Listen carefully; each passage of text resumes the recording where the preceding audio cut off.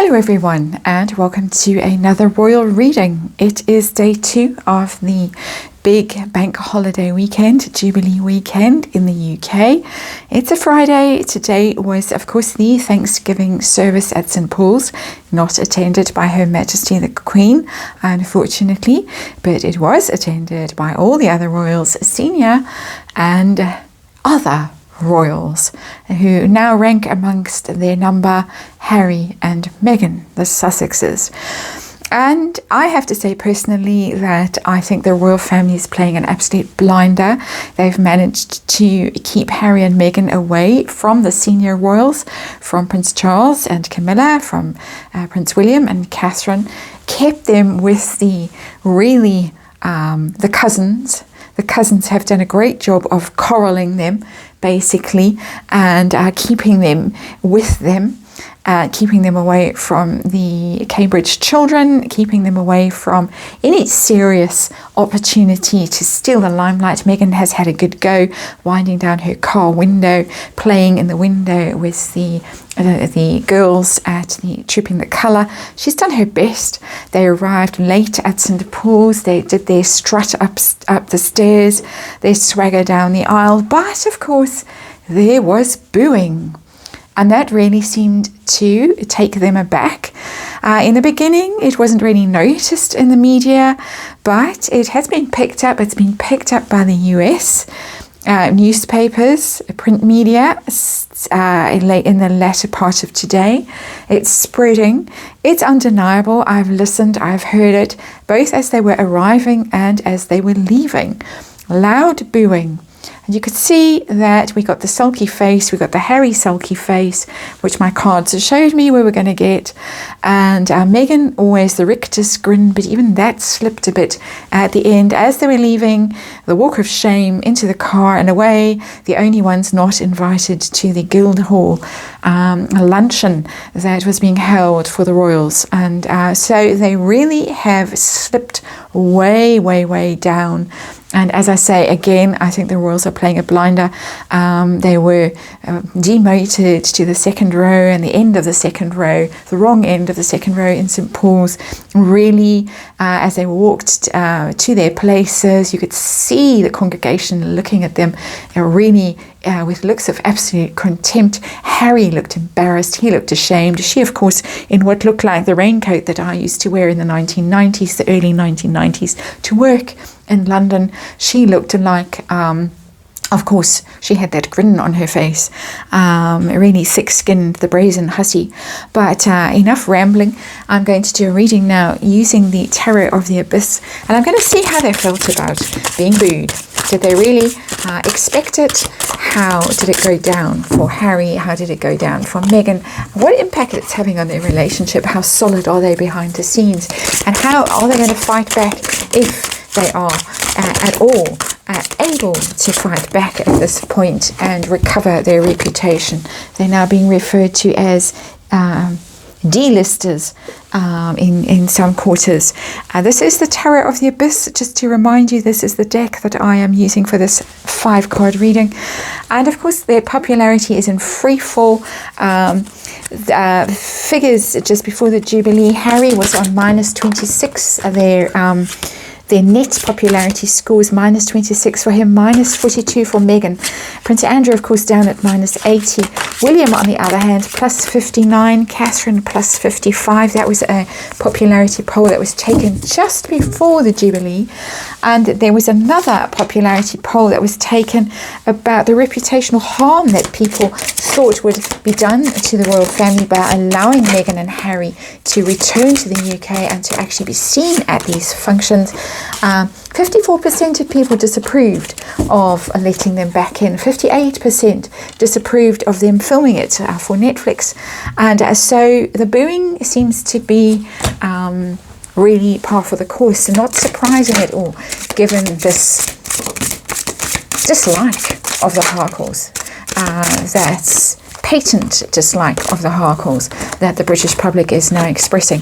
So let's have a look. I have rambled and rambled, but there's a lot going on. There's a lot to say. I think there's a lot of background to this. As I say, the popularity polls should have alerted the Harkles to how they might be received in public.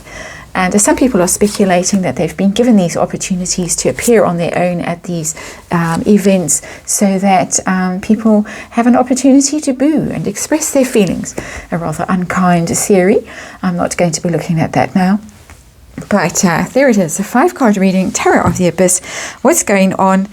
We get a crossroads as the underlying energy of this, a card of decision, a decision that has to be made, a difficult decision that perhaps the Harkles don't want to make about staying, going, being with the royals, not being with the royals. They came scampering back very swiftly once they were allowed back in.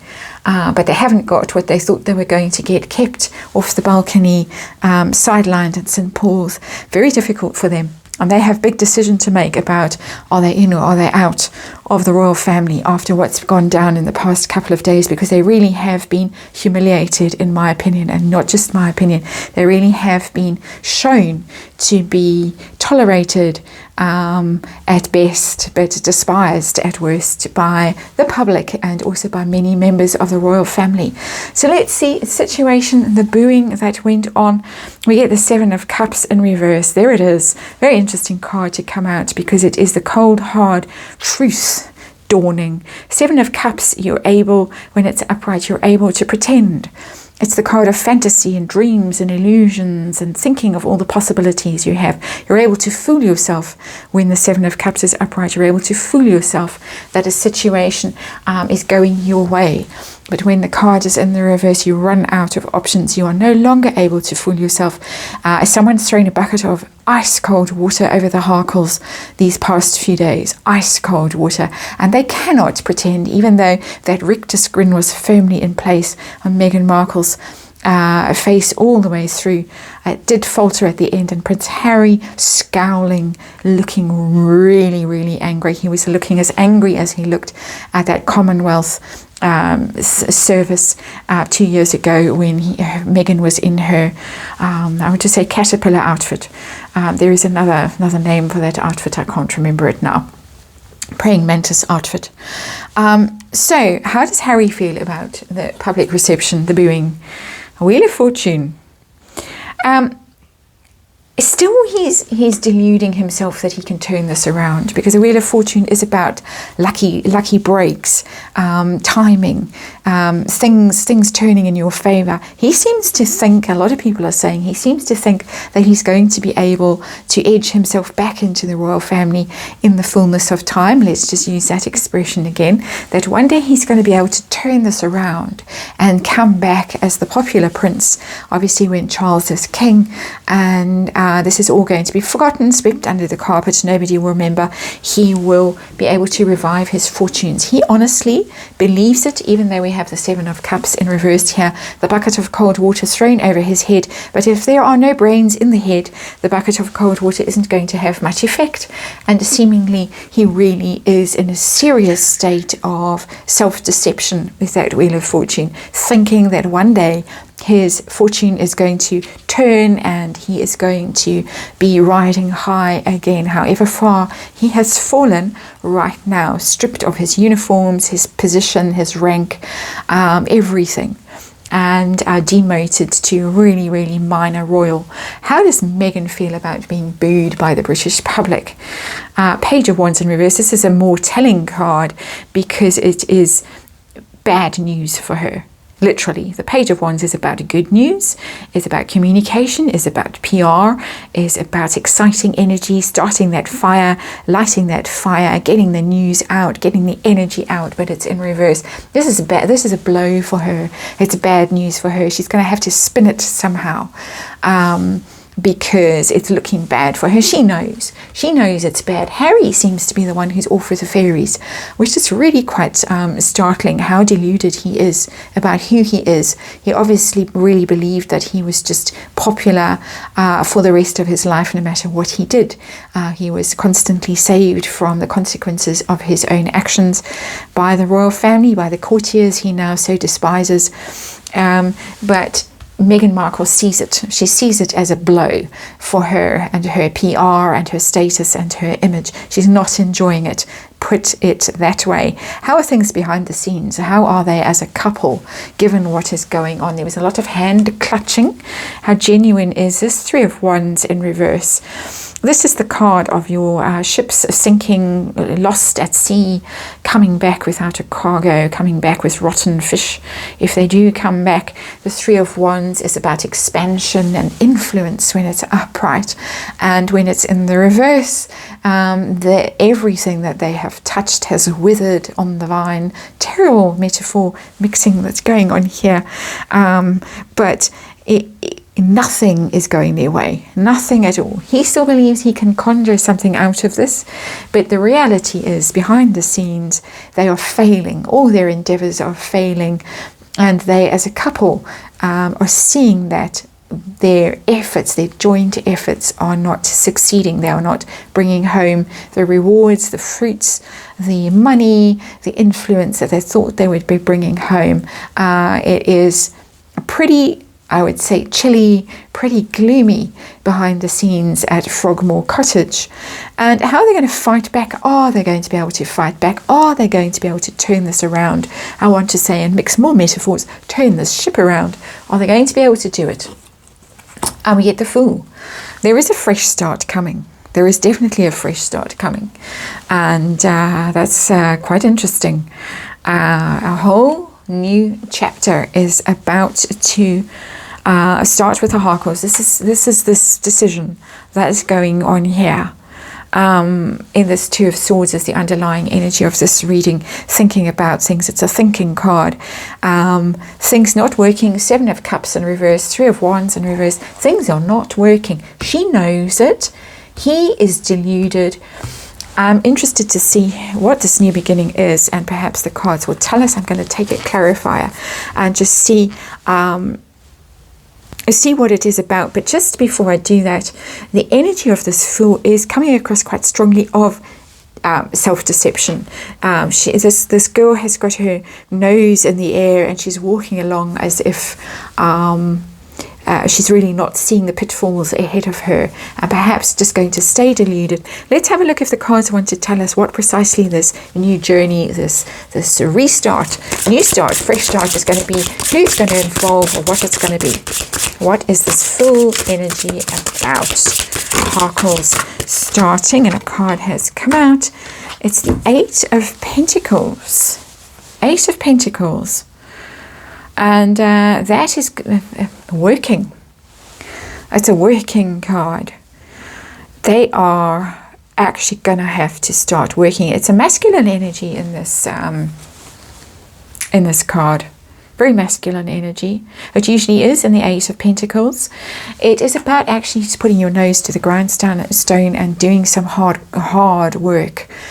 Starting to master things. So instead of being so lazy, instead of being drifting around as they have, and they have been unbelievably lazy and unfocused, they're going to have to actually start focusing on things, focusing on making money, focusing on new projects, and really starting to produce the goods, whatever the goods are. I'm not getting an idea from this card of what the goods are. Somebody here is building walls with these stones, dry walls they're building, which are lined with pentacles. Somebody, and it looks like Prince Harry, is actually going to have to roll up his sleeves and start working very, very hard at fixing things and at turning this whole situation around. It looks to me like he is. I don't know whether it means trying to come back. Let's take one more card, because we're not still very clear. What is he going to be working at? Working at coming back? Working at writing books? Working at what? What is he going to be working at? Or they? If it's still they, what is the work that they're going to be doing? Let's is all about work to earn money. They have to earn money, don't they have to earn money? Working at healing this. Working at healing this mess. There is a book there. And